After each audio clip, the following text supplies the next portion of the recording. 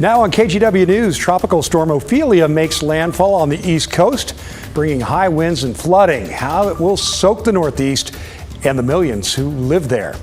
Back here, hundreds of affordable housing units are now available in Washington County, but the deadline to apply is just a few days away. And the Oregon Convention Center was alive with every character imaginable. The Rose City Comic-Con is back, attracting thousands. We will take you there. This is KGW News at 11. And welcome to KGW News. The first day of fall brought rain and cooler temperatures, with more rain on the way. Let's check in with meteorologist Joe Ranieri. Joe, how much more rain we talking? How's 2 inches sound? Because that's what we could be running into really starting tomorrow and into the middle part of next week. The heaviest amount of rain will begin to fall late Sunday night and early Monday. But right now, we are seeing a little bit of some scattered showers. And this is what we've been picking up here basically since the later part of this afternoon, and just kind of sticking around a good part of the evening as well. Now give it a little bit and we're going to start seeing those showers push off to the northeast. Already seeing evidence of that. Still a few lingering showers just south of the metro area. As we head into tomorrow morning, yeah, it's definitely going to be feeling like fall, Timmy, with some areas of fog and some light sprinkles moving in by, I think, early part of the morning. But I think the heavier amount of rain will start to appear throughout many of our neighborhoods throughout basically later part of the morning and into the afternoon. And things will start to really pick up late tomorrow night and into early Monday morning, with a slight chance to see not only heavy downpours and windy conditions, but also some thunderstorms. We'll talk more about that and just what you can expect to see as we inch closer to the last week of September. That's coming up in about 15 minutes from now. All right, Joe, thanks a lot. We'll see you then. Well, family members of women who died under suspicious circumstances earlier this year are hoping their deaths will not be in vain. 4 women were found dead between January and July. Law enforcement says the deaths are connected. Today, victims' families gathered to honor their loved ones, hold a fundraiser, and raise awareness. Thomas Schultz joins us now. And Thomas, a person of interest has been identified here, but the families don't want to focus on that. Yeah, they don't. The person of interest is a man that's been reported to be named Jesse Calhoun, who was cited as that person of interest, and still the cases remain open. Today, families of the victims gathered to support each other, raise awareness about the dangers in the community, and demand justice.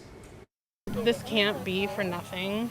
They couldn't have died for nothing. Earlier this year, 4 women were found dead in the Portland metro area. Law enforcement said the deaths of Kristen Smith, Charity Perry, Bridget Webster, and Ashley Rial were linked. While police investigate, the families say they knew something happened long before the bodies were found. I searched for 5 months for Kristen. I knew something was wrong. I don't ever want anybody to go through what I go through. While there is a person of interest, the mother of Charity Perry says she hasn't officially been told a suspect. My detective hasn't given me a name. Another woman who died around the same time was Joanna Speaks. Though law enforcement has not connected her death to the others, her sister says there are similarities. There are so many pieces that do really link Joanna with the girls and with a person of interest.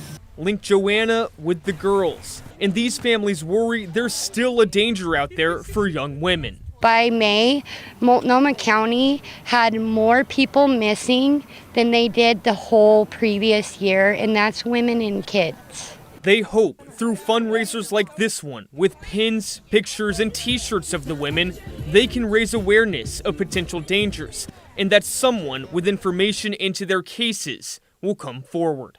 We're not going anywhere. We're not letting it go. We're not sitting down, and we're not shutting up. They say the 3 women were so full of life and hope others like them will take their message seriously and avoid dangers around Portland. Tim? All right. Thanks a lot, Thomas. Well, the UAW strike against U.S. automakers has expanded and now includes sites in the Northwest. Friday, United Auto workers at 38 facilities in 20 states walked off the job at distribution facilities owned by GM and Stellantis, 2 of the 3 big U.S. automakers. Ford was spared additional strikes because the company met some of the union's demands this past week. The UAW wants better wages and insurance benefits for workers. Roughly 5,600 workers joined the strike on Friday. And one of those facilities in the expanded strike is in Beaverton. Workers there supply Chrysler parts to local dealerships. We spoke with people on the picket lines. On the last day of summer, the United Auto Workers strike heats up in Beaverton. 43 workers from Local 492 got the call from their UAW president to strike. So now they're working the picket line along Southwest Allen Boulevard. We're out here doing our part, and hopefully this will get the Stellantis to kind of come back to the table seriously and start negotiating at the national level so we can get a contract and get back to work. Rob Perdue is the UAW Local 492 president, who's worked at the Chrysler Parts Distribution Center 27 years. He says getting a fair contract with the big three automakers is worth the strike effort. Others wore T-shirts saying record profits equal record contracts. They say they're frustrated that so far Stellantis isn't willing to take care of workers. They have taken from us for years. The last few contracts have been terrible. They don't want to give it back. And they're making money. Car prices went up. They went up, up, up. Everybody knows that.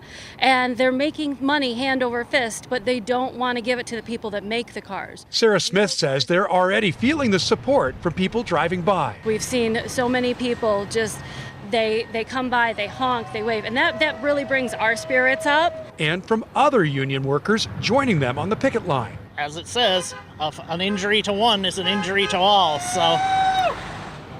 So I'm out here supporting our siblings in the UAW. As for Perdue, he says they'll strike as long as it takes to get a fair deal. We're just kind of tired of the tactics or the things that they've done over the years of tearing our memberships apart with not giving us equal pay, COLA, the different things, some of the broken promises they've made.